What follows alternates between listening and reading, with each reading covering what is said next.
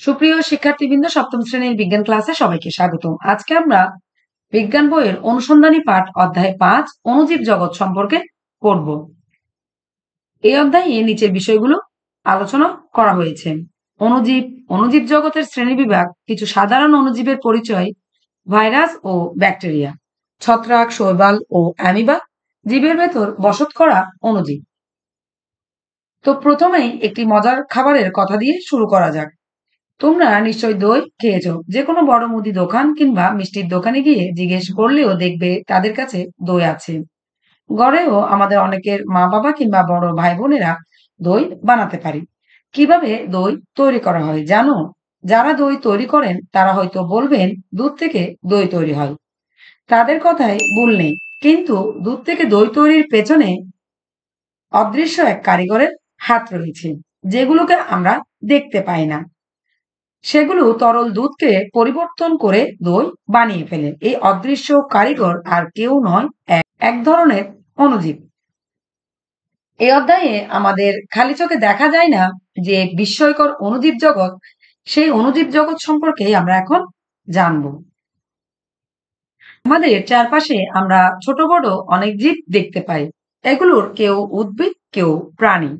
এগুলোকে খালি চোখে দেখা যায়। এগুলোর বাইরে জীবজগতের যে অংশকে আমরা খালি চোখে দেখি না, তবে বিশেষ ক্ষমতা সম্পন্ন অণুবীক্ষণ যন্ত্র ব্যবহার করে দেখা যায়, তাই হলো অণুজীব জগৎ। আমাদের চারপাশের সর্বত্র এই অণুজীব জগতের বিস্তার।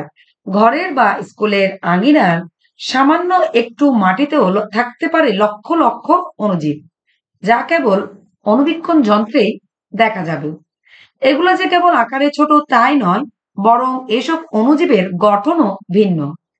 অনেক অণুজীব কেবল এককোষী, অর্থাৎ একটি কোষ নিয়ে গঠিত, কিন্তু কিছু অণুজীব বহুকোষ বিশিষ্ট হতে পারে। কিছু অণুজীবে নির্দিষ্ট নিউক্লিয়াস যুক্ত সুগঠিত কোষও থাকে না। তো নিউক্লিয়াস কি? নিউক্লিয়াস কোষের সব ক্রিয়া বিক্রিয়া নিয়ন্ত্রণ করে। অণুজীব তুলনামূলকভাবে সরল গঠনের হয়। বিজ্ঞানীরা গবেষণা করে দেখিয়েছেন বিবর্তনের ধারায় আগে পৃথিবীতে এইসব অণুজীবের উদ্ভব হয়েছে।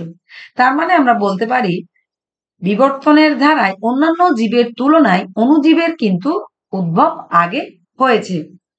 তাই অণুজীবকে আদিজীবও বলা হয়ে থাকে। আমরা আগের শ্রেণীতে অণুজীব জগতের সদস্যদের কথা খানিকটা পড়েছি। সেখানে আমরা ব্যাকটেরিয়া, ভাইরাস, ছত্রাক এগুলোর কথা জেনেছি। এগুলো সব এক ধরনের অণুজীব। আমরা এখন আরো বিস্তারিত এই অধ্যায়ে জানব। অণুজীব জগতের শ্রেণীবিভাগ। অণুজীব জগতের শ্রেণীবিভাগ করার সময়ে এগুলোর আকার এবং এগুলোর নিউক্লিয়াসকে বিশেষ গুরুত্ব দেওয়া হয়। এসব বিবেচনায় অণুজীব জগৎকে মূলত 3টি রাজ্যে ভাগ করা হয়। রাজ্য 1, নন সেলুলার বা অকোষীয়। অকোষীয় বলতে যে অণুজীবের কোনো কোষ নেই, তাকেই অকোষীয় অণুজীব বলা হয়। এসব অণুজীব এতটাই ছোট যে সাধারণ আলোক অণুবীক্ষণ যন্ত্রের নিচেও এগুলোকে দেখা যায় না। এগুলো দেখতে বিশেষ অণুবীক্ষণ যন্ত্র, যা দিয়ে অতীব ক্ষুদ্র জিনিস দেখা যায়, তার প্রয়োজন হয়। যেমন ভাইরাস। পাশে আমরা একটি ছবি দেখতে পাচ্ছি। এই ছবিটি ইলেকট্রন মাইক্রোস্কোপে দেখা SARS-CoV-2 ভাইরাস, যা করোনা ভাইরাস নামেই বহুল পরিচিত। রাজ্য 2, প্রোক্যারিওটা বা আদিকোষী। যেসব অণুজীবের কোষের নিউক্লিয়াস সুগঠিত নয়, সেগুলোই এই রাজ্যের সদস্য। সুগঠিত না থাকায় এগুলোর কোষকে আদিকোষ বলা হয়। এগুলো হলো ব্যাকটেরিয়া। তো ইলেকট্রন মাইক্রোস্কোপে দেখা কোলি নামক এক ধরনের ব্যাকটেরিয়ার ছবি হলো এটি। রাজ্য 3, ইউক্যারিওটা বা প্রকৃত কোষী। যেসব অণুজীব কোষের নিউক্লিয়াস সুগঠিত, সেগুলোকেই প্রকৃত কোষ বলে। যেমন শৈবাল, ছত্রাক ও প্রোটোজোয়া এ ধরনের অণুজীব। তো এখানে ছবি যেটি আমরা দেখতে পাচ্ছি, এটি মাইক্রোস্কোপে দেখা ইস্ট, বেকিং সহ নানা কাজে ব্যবহৃত হয় এমন এক ধরনের অণুজীব। কিছু সাধারণ অণুজীবের পরিচয়। ভাইরাস, ছত্রাক, ব্যাকটেরিয়া, শৈবাল, প্রোটোজোয়া ইত্যাদি ধরনের অণুজীব আমাদের পরিবেশে ছড়িয়ে ছিটিয়ে আছে। এগুলো অধিকাংশই আমাদের উপকার করে, তবে কিছু কিছু অণুজীব আছে যেগুলো আমাদের দেহে রোগ সৃষ্টি করে। আমরা এবার কয়েকটি অণুজীব সম্পর্কে জানবো। ভাইরাস ও ব্যাকটেরিয়া। ভাইরাস উচ্চ ক্ষমতা সম্পন্ন অণুবীক্ষণ যন্ত্র ছাড়া ভাইরাসকে দেখাই যায় না। ভাইরাসকে অণুজীব হিসেবে বিবেচনা করলেও এগুলোর আসলে স্বাধীন জীবন নেই। পরিবেশে এগুলো থাকে নির্জীব কণা হিসেবে, কিন্তু অন্য কোনো জীবের কোষে প্রবেশ করার পরই এই ভাইরাস জীবের মতো আচরণ করতে পারে।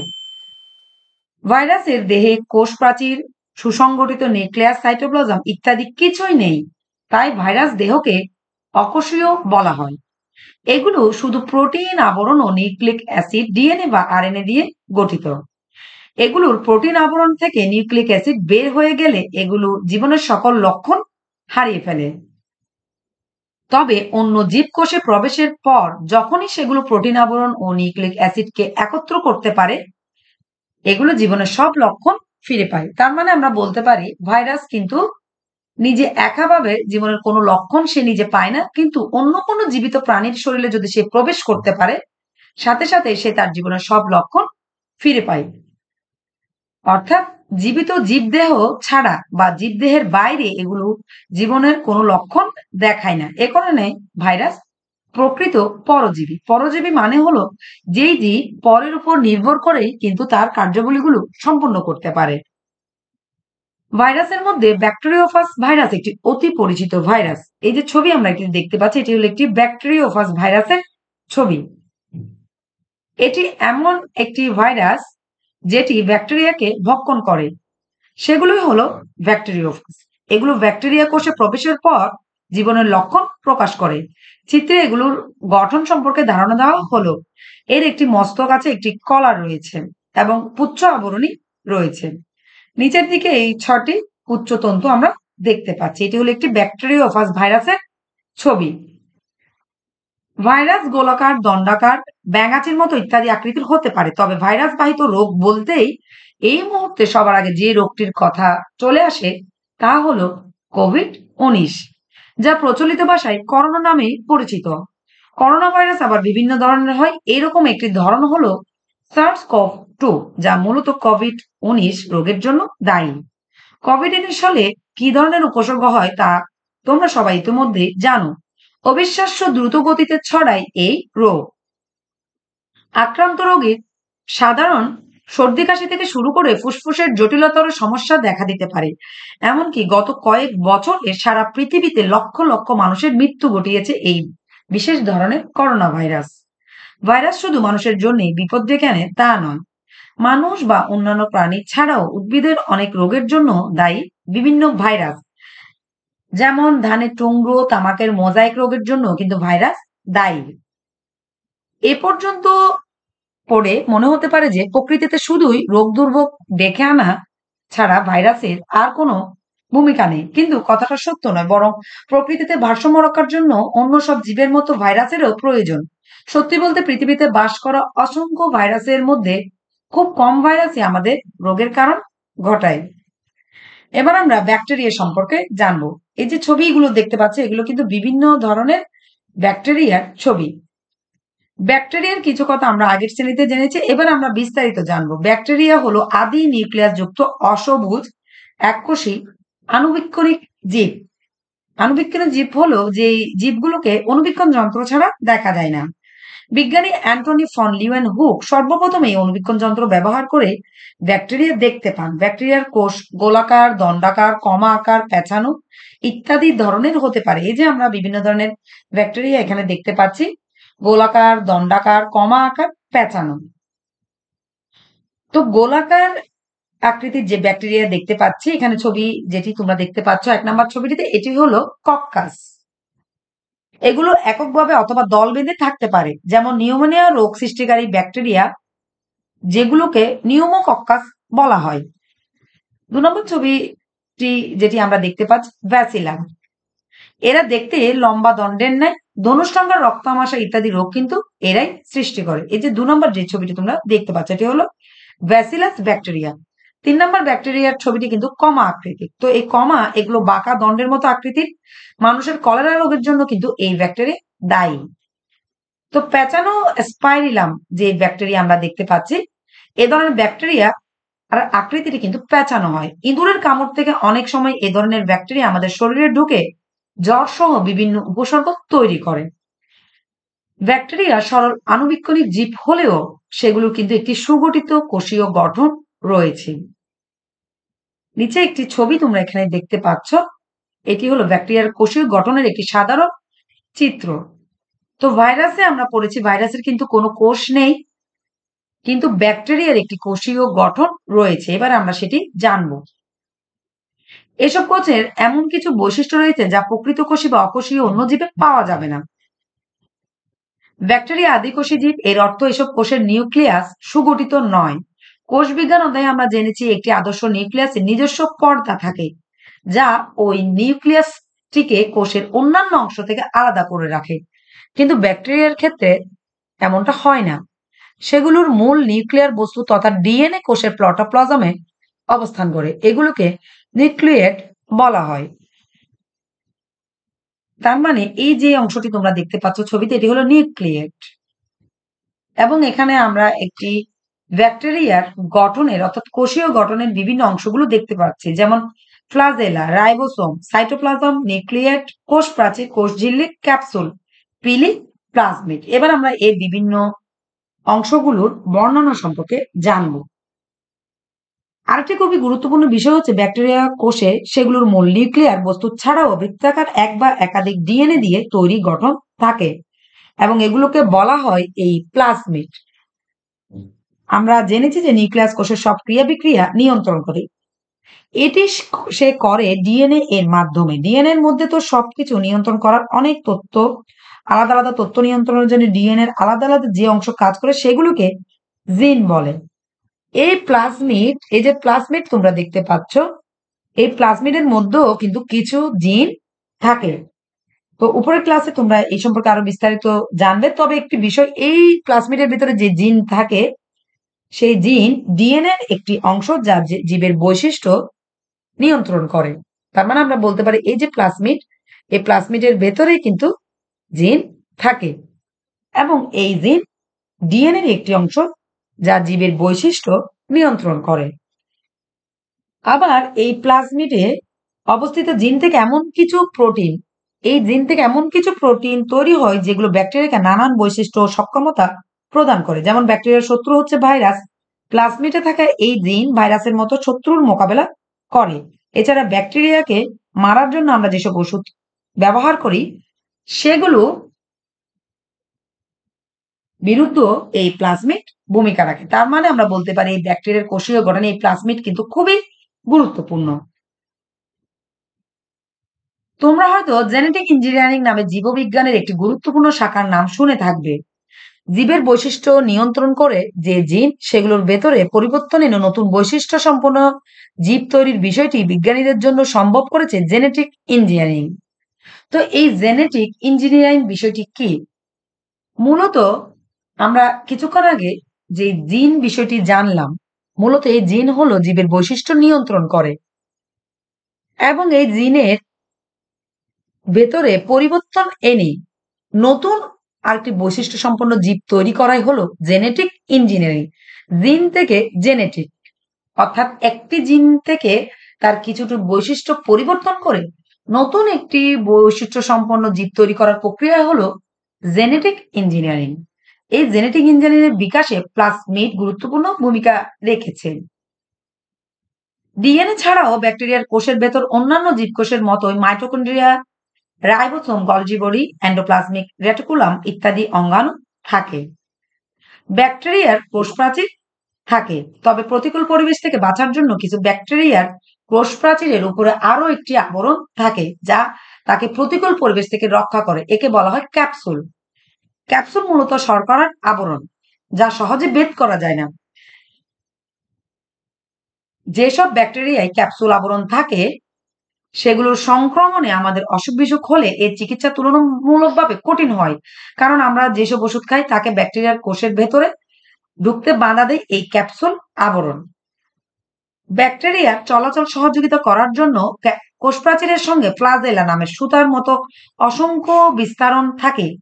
এগুলো নড়াচড়ার মাধ্যমে ব্যাকটেরিয়া জলীয় পরিবেশে চলাচল করতে পারে। তো ছবিতে কিন্তু আমরা ফ্লাজেলা দেখতে পেয়েছিলাম। এই হলো ফ্লাজেলা। ব্যাকটেরিয়া যে শুধু আমাদের অপকার করে তা নয়, ব্যাকটেরিয়ার কিছু উপকারিতাও রয়েছে। আমাদের ব্যাকটেরিয়া আমাদের অনেক রোগ ব্যাধি সৃষ্টি করে, এটা সত্যি, কিন্তু সেগুলোর অনেক উপকারী ভূমিকাও আছে। যেমন বিভিন্ন জীবন রক্ষাকারী অ্যান্টিবায়োটিক এই ব্যাকটেরিয়া থেকেই তৈরি হয়। আবার একমাত্র ব্যাকটেরিয়াই প্রকৃতি থেকে মাটিতে নাইট্রোজেন সংবন্ধন করে। এই সংবন্ধন হলো নাইট্রোজেন অণুকে বিক্রিয়াযোগ্য করে তোলা, ও বিক্রিয়াযোগ্য করার ফলে কিন্তু মাটির উর্বরতা শক্তি বৃদ্ধি পায়। পাট থেকে আঁশ ছাড়াতেও ব্যাকটেরিয়া সাহায্য করে, দই তৈরিতে ব্যাকটেরিয়া সাহায্য করে। ছত্রাক, শৈবাল ও অ্যামিবা। ছত্রাক ছত্রাক ক্লোরোফিলবিহীন অসবুজ জীব।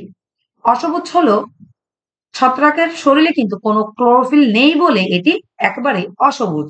সবুজ কোনো উপাদান ছত্রাকে থাকে না। তোমাদের নিশ্চয় মনে আছে ক্লোরোফিল একটি অতি প্রয়োজনীয় জৈব অণু যা সালোক সংশ্লেষণ প্রক্রিয়ায় গুরুত্বপূর্ণ ভূমিকা পালন করে এবং উদ্ভিদকে সূর্যালোক থেকে শক্তি সংগ্রহে সাহায্য করে। তার মানে গাছে যে ক্লোরোফিল থাকে, গাছের পাতা সবুজ হওয়ার কারণ হলো এই ক্লোরোফিল। তো এই ক্লোরোফিল এবং সূর্যের আলোকে কাজে লাগিয়েই কিন্তু উদ্ভিদ শক্তি সংগ্রহ করে। একসময়ে ছত্রাককে অসবুজ উদ্ভিদ হিসেবে বিবেচনা করা হতো, কিন্তু বর্তমানে এগুলোকে উদ্ভিদ থেকে আলাদা বিবেচনা করা হয়। তো পাশে আমরা কিছু ছত্রাকের ছবি দেখতে পাচ্ছি।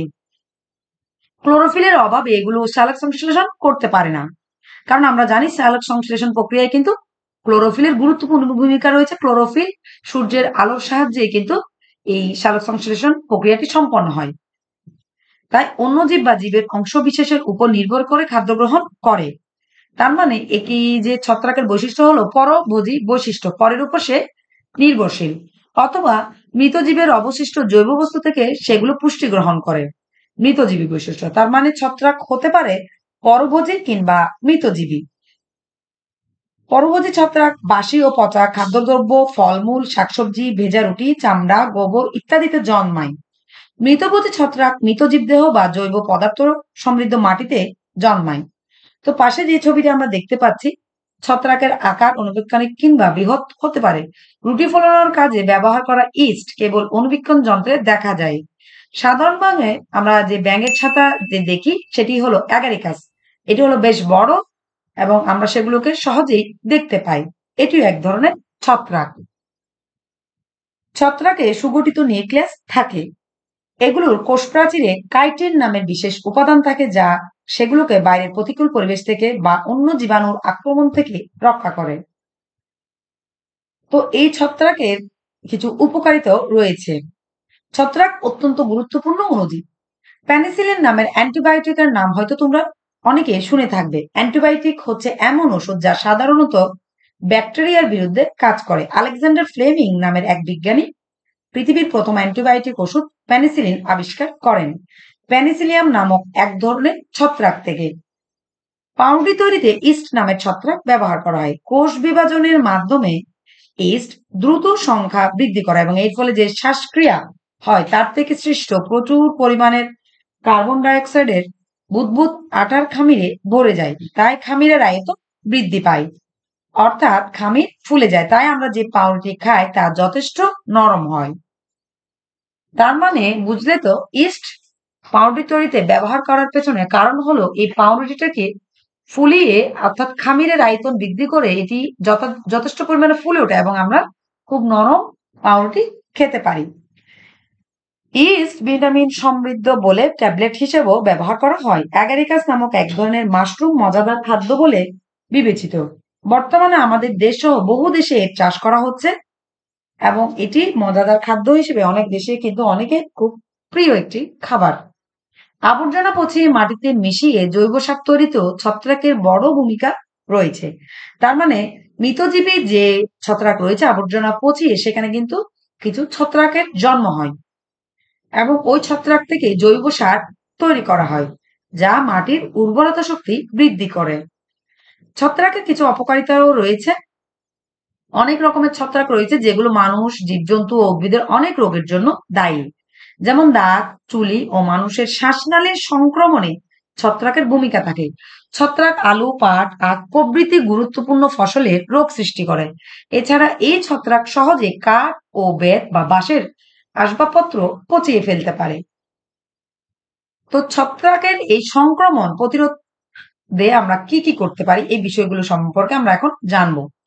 ছত্রাকজনিত রোগ খুবই ছোঁয়াচে, অর্থাৎ আক্রান্ত ব্যক্তির সংস্পর্শে এলেই এই রোগ সংক্রমিত হতে পারে।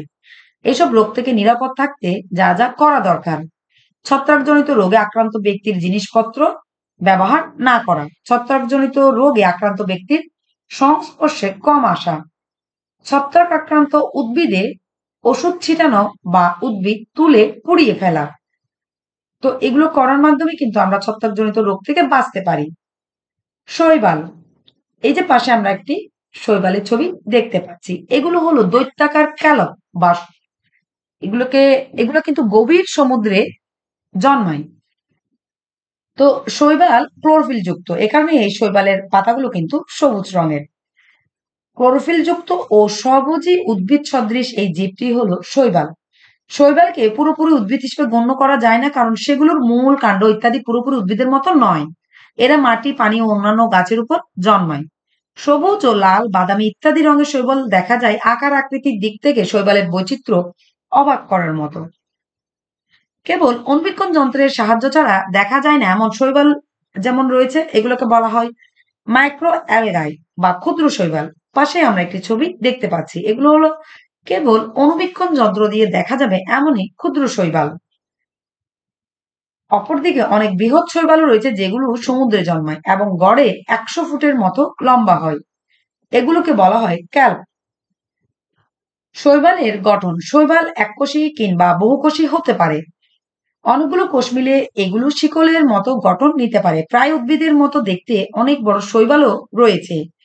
শৈবালের কোষে কোষ প্রাচীর থাকে। এছাড়া এগুলোর নিউক্লিয়াস সুগঠিত, অর্থাৎ এগুলোর নিউক্লিয়ার পর্দা দ্বারা নিউক্লিয়াসটি কোষের সাইটোপ্লাজম থেকে আলাদা থাকে। শৈবালে ক্লোরোপ্লাস্ট ও মাইটোকন্ড্রিয়া অঙ্গাণুও থাকে। তো আগের অধ্যায়ে কিন্তু আমরা এই ক্লোরোপ্লাস্ট, মাইটোকন্ড্রিয়া সম্পর্কে জেনেছি। শৈবালের উপকারিতা: শৈবাল অত্যন্ত উপকারী অণুজীব। আইসক্রিম তৈরিতে সামুদ্রিক শৈবালজাত উপাদান অ্যালজিন ব্যবহৃত হয়। সামুদ্রিক শৈবাল আয়োডিন ও পটাশিয়ামের একটি ভালো উৎস। মাছ চাষে শৈবাল খাদ্য হিসেবে ব্যবহৃত হয়। স্পিরুলিনা নামক শৈবাল বাণিজ্যিকভাবে চাষ করা হয়, যা প্রোটিন সহ অন্যান্য পুষ্টি উপাদানে বিশেষভাবে সমৃদ্ধ। শৈবালের অপকারিতা: মানুষ ও উদ্ভিদের নানা রোগ সৃষ্টিতে শৈবাল দায়ী। যেমন এক ধরনের শৈবাল চা পাতার রেড রাস্ট রোগ সৃষ্টি করে। জলাশয়ে শৈবালের আধিক্য দেখা দিলে জলজ প্রাণী ও মাছ অক্সিজেনের অভাবে মারা যেতে পারে। শৈবালের বিষদার বিষাক্ত সামুদ্রিক খাবার খেয়ে প্রতি বছর অনেক মানুষ অসুস্থ হয়ে পড়ে। অ্যামিবা, তো পাশে আমরা একটি ছবি দেখতে পাচ্ছি, এটি হলো একটি অ্যামিবা। ছবিতে ক্ষণপদ ও কোষের ভেতরের খাদ্য গহ্বর বিশেষভাবে লক্ষণীয়। তো এটি হলো একটি অ্যামিবার ছবি। এখানে আমরা এই ছবিটির ভেতরে ক্ষণপদ এবং খাদ্য গহ্বর দেখতে পাচ্ছি। তো অ্যামিবা কি? প্রোটিস্টা রাজ্যের সদস্য অ্যামিবা এককোষী প্রাণী। তার মানে অ্যামিবা হলো এককোষী প্রাণী, অর্থাৎ যার একটি মাত্র কোষ আছে। এগুলো দেহ ক্ষুদ্রাকার, অণুবীক্ষণ যন্ত্র ছাড়া এগুলোকে দেখাই যায় না। অ্যামিবা প্রয়োজনে দেহের আকার পরিবর্তন করতে পারে। এগুলোর দেহ থেকে আঙ্গুলের মতো তৈরি অভিলেপকে ক্ষণপদ বলে। তার মানে এই যে ছবিটি তোমরা দেখতে পাচ্ছ, এখান থেকে বারে বারে দেখো আঙ্গুলের মতো কিছু অংশ বের হয়েছে, একে বলা হচ্ছে ক্ষণপদ। এর সাহায্যে অ্যামিবা খাদ্য গ্রহণ ও চলাচল করে। এদের সারা দেহ একটি পাতলা ও স্বচ্ছ পর্দা দ্বারা ঘেরা থাকে, একে প্লাজমা লেমা বলা হয়। তো এই অ্যামিবা কিন্তু পানিতে, স্বেচ্ছাতে, মাটিতে, পুকুরের তলায় পচা জৈব আবর্জনার মধ্যেই থাকে। তার মানে আমরা বলতে পারি একটি এককোষী প্রাণী হলো অ্যামিবা। অ্যান্টামিবা, পাশের ছবিটা হলো আমাদের অন্ত্রে পাওয়া অ্যান্টামিবা। অ্যামিবার মতো এদের ক্ষণপদ খাদ্য গহ্বর থাকে, তবে সেগুলোর ভেতরে মানুষের অন্ত্র থেকে ভক্ষণ করা রক্ত কণিকাও পাওয়া যায়। অ্যান্টামিবা ও অ্যামিবার মধ্যে পার্থক্য হলো অ্যান্টামিবার ভেতরে কিন্তু মানুষের অন্ত্র থেকে বক্ষণ করা রক্ত কণিকাও এখানে আমরা দেখতে পাচ্ছি। যেমন এখানে আমরা দেখতে পাচ্ছি নিউক্লিয়াস, খাদ্য গহ্বর, আর এগুলো হলো ঘনপদ, যেটি অ্যামিবার সাথে মিল রয়েছে। তবে এই অ্যান্টামিবাতে আমরা কিছু বক্ষণকৃত রক্তকণিকা দেখতে পাচ্ছি। অ্যান্টামিবা প্রোটিস্টা রাজ্যভুক্ত আরেক ধরনের এককোষী জীব। খালি চোখে এগুলোকে দেখা যায় না, এগুলো দেহের কোনো নির্দিষ্ট আকৃতিও নেই, কারণ এরাও সর্বদাই অ্যামিবার মতো আকার ও আকৃতি পরিবর্তন করতে থাকে। এগুলোর দেহ স্বচ্ছ জেলির মতো, তবে কখনো কখনো প্রতিকূল পরিবেশে এগুলো গোলাকার শক্ত আবরণে নিজের এই দেহকে ঢেকে ফেলে। এই অবস্থায় একে সিস্ট বলে। তাহলে আমরা বলতে পারি এই অ্যান্টামিবার অপর একটি নাম হলে সিস্ট। অ্যান্টামিবা পরজীবী হিসেবে মানুষ, বানর জাতীয় প্রাণী, বিড়াল, কুকুর, শূকর ও ইঁদুরের বৃহদন্তে বাস করে। মূলত অ্যামিবার সঙ্গে অ্যান্টামিবার মূল পার্থক্য হচ্ছে সেগুলোর এই আবাস।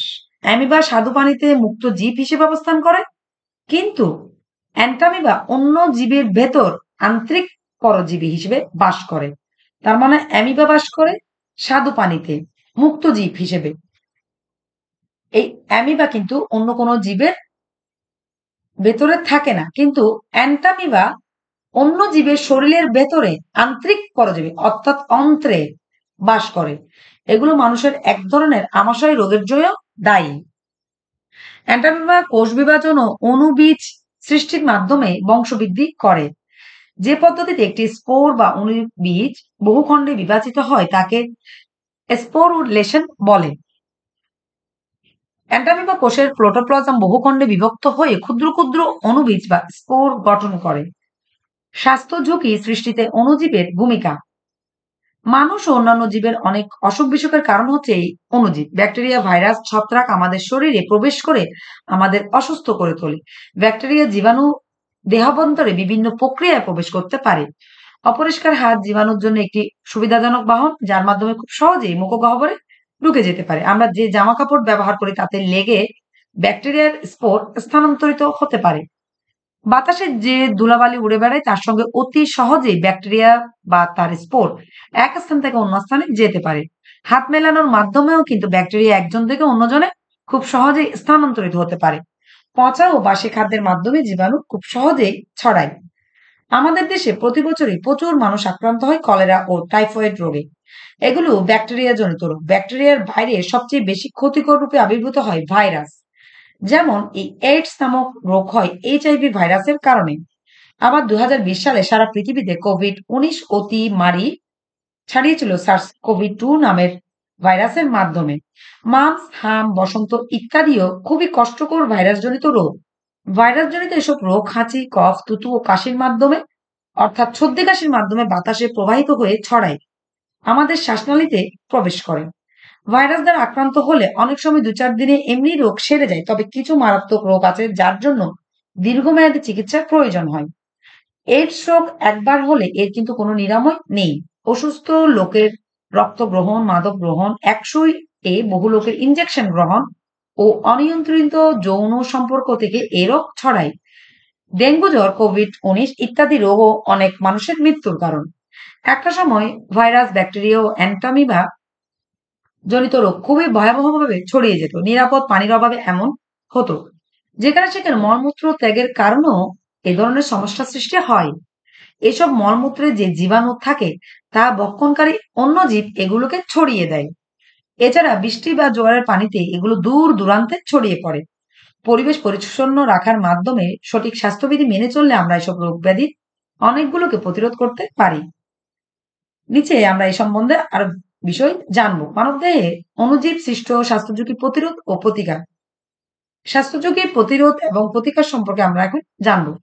ভাইরাস, ব্যাকটেরিয়া, ছত্রাক ও অ্যান্টামিবা যেসব রোগ সৃষ্টি করে তার প্রতিরোধ ও প্রতিকার করতে হলে সম্মিলিতভাবে স্বাস্থ্য রক্ষার নিয়মগুলো যত্ন সহকারে পালন করতে হবে। মনে রাখতে হবে দুর্বল স্বাস্থ্যের ব্যক্তি রোগাক্রান্ত হওয়ার ঝুঁকি অনেক বেশি। তাই সকলের উচিত সুষম খাদ্য প্রয়োজন মতো নিয়মিত গ্রহণ করা। আক্রান্ত ব্যক্তির ব্যবহার্য কোনো কিছু ব্যবহার বা স্পর্শ এড়িয়ে চলা। খাবার পানি নিরাপদ হওয়া খুবই জরুরি। কলেরা, টাইফয়েড ইত্যাদি ব্যাকটেরিয়া সৃষ্ট রোগ থেকে বাঁচতে অবশ্যই নিরাপদ পানি ব্যবহার করতে হবে। পান করা, গোসল ও কাপড় কাচা, সাবান, বাসন-কোসন ধোয়া ইত্যাদির জন্য নিরাপদ পানি ব্যবহার করা উচিত। আর্সেনিক মুক্ত টিউবওয়েলের পানি নিরাপদ। পুকুর ও নদীর পরিষ্কার পানীয় ব্যবহারের আগে ভালোভাবে ফুটিয়ে নিতে হবে। মানুষ ও পশু পাখি আক্রান্ত হলে সেগুলোর চিকিৎসা করাতে হবে। অণুজীব দ্বারা সৃষ্ট রোগ ব্যাধিকে প্রতিরোধ করতে হলে এলাকার সবাইকে স্বাস্থ্যসম্মতভাবে জীবনযাপনে উৎসাহিত করতে হবে। কিভাবে এসব রোগের জীবাণু মানবদেহে ঢুকে পড়ে এবং কি করলে এগুলোকে প্রতিরোধ করা যাবে সে সম্পর্কে নিজে ভালোভাবে জানতে হবে। বিদ্যালয়ে, মসজিদে, মন্দিরে, খেলার মাঠে, হাটে, বাজারে যেখানে লোক সমাগম বেশি সেখানে এই বিষয়ে আলোচনা শুরু করা যেতে পারে। এ ব্যাপারে মানুষকে সচেতন করাটাই সর্বশ্রেষ্ঠ প্রতিরোধ। রোগ আক্রান্ত হলে অবশ্যই রোগীকে একজন ভালো চিকিৎসকের নিকট নিয়ে গিয়ে পরামর্শ নিতে হবে। প্রয়োজনে ডাক্তারের পরামর্শে ওষুধ সেবন করতে হবে। গ্রামে থাকা কমিউনিটি ক্লিনিক বা উপজেলা পর্যায়ে সরকারি হাসপাতালে অনেক চিকিৎসা সেবা ফ্রি পাওয়া যায়। এসব সেবা গ্রহণ করতে হবে। চেষ্টা করতে হবে অনুমোদিত হাসপাতাল এবং সঠিক জ্ঞান সম্পন্ন ডাক্তারের কাছ থেকে চিকিৎসা নেওয়া। গ্রামে বা পাড়া মহল্লার হাতুড়ে ডাক্তারের চিকিৎসায় রোগ নিরাময়ের বদলে রোগ আরো জটিল স্তরে পৌঁছে যায়। এ ব্যাপারে কিন্তু আমাদের সচেতন থাকতে হবে। জীবের ভেতর বসত করা অণুজীব। যদি বলা হয় তোমার শরীরে তোমার নিজের কোষের সংখ্যার চেয়েও বেশি সংখ্যক অণুজীব বাস করে, তাহলে নিশ্চয়ই তোমরা সেটা বিশ্বাস করতে চাইবে না। আসলে কথাটা কিন্তু সত্যি। আমাদের শরীরের ভেতর অনেক অণুজীবের বসবাস। আমাদের পাকস্থলী, ত্বকের নিচে, শরীরের নানা অঙ্গ এগুলো আবাসস্থল। এগুলো আমাদের নানাভাবে প্রভাবিত করে। যেমন আমাদের পরিপাকতন্ত্রে থাকা কোটি কোটি ব্যাকটেরিয়া আমাদের পরিপাকতন্ত্রের স্বাস্থ্য রক্ষা করে। আমাদের খাবার সঠিকভাবে হজম করতে ভূমিকা রাখে। মানে আমরা যে খাবার খাই সেই খাবার হজম করতেও কিন্তু ব্যাকটেরিয়ার ভূমিকা রয়েছে। বিজ্ঞানীরা সম্প্রতি আবিষ্কার করেছেন যে পরিপাকতন্ত্রের এসব ব্যাকটেরিয়া থেকে বের হওয়া রাসায়নিক সংকেত আমাদের মস্তিষ্কের উপরও প্রভাব বিস্তার করে। শুধু মানুষ নয়, উদ্ভিদের ভেতরেও বিভিন্ন ব্যাকটেরিয়া ও ছত্রাক থাকে।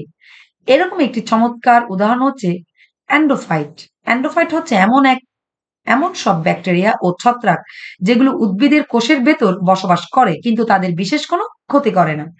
বেশিরভাগ সময় উদ্ভিদ কোষের ভেতর অণুজীবের এই সহাবস্থান সেগুলোর উভয়ের জন্যই উপকারী হয়। তবে কখনো কখনো তা উদ্ভিদের জন্য ক্ষতিকর পরিণতিও ডেকে আনতে পারে। প্রায় সব উদ্ভিদের ভেতরে অ্যান্ডোফাইট থাকে। এসব অ্যান্ডোফাইট বিভিন্ন ধরনের জৈব রাসায়নিক পদার্থ তৈরি করে। তোমরা নিশ্চয় অ্যান্টিবায়োটিকের নাম শুনে থাকবে। উদ্ভিদের ভেতর বসবাসকারী অনেক অ্যান্ডোফাইট বিভিন্ন রকম অ্যান্টিবায়োটিক তৈরি করে। এসব বিষয়ে এখনো অনেক কিছু আমাদের অজানা। বিজ্ঞানীরা এ নিয়ে অনেক গবেষণা করছেন। তোমরা জেনে খুশি হবে বাংলাদেশেও এরকম গবেষণায় এগিয়ে যাচ্ছে। ঢাকা বিশ্ববিদ্যালয়ের প্রাণ রসায়ন ও অনুপ্রাণ বিজ্ঞান বিভাগের অধ্যাপক হাসিনা খানের নেতৃত্বে একটি গবেষণায় হোমিকরসিন নামে একটি অ্যান্টিবায়োটিক আবিষ্কার হয়েছে পাটের ভেতর বসবাস করা ব্যাকটেরিয়া থেকে। তোমরা এ ধরনের গবেষণার আরো বিস্তারিত বড় হয়ে জানতে পারবে। তো আশা করি তোমরা এই ভিডিও থেকে বিভিন্ন অণুজীব, ভাইরাস, ব্যাকটেরিয়া এদের উপকারিতা অপকারিতা এই বিভিন্ন বিষয়গুলো সম্পর্কে জানতে পেরেছ। তো ভিডিওটি দেখার জন্য সবাইকে ধন্যবাদ।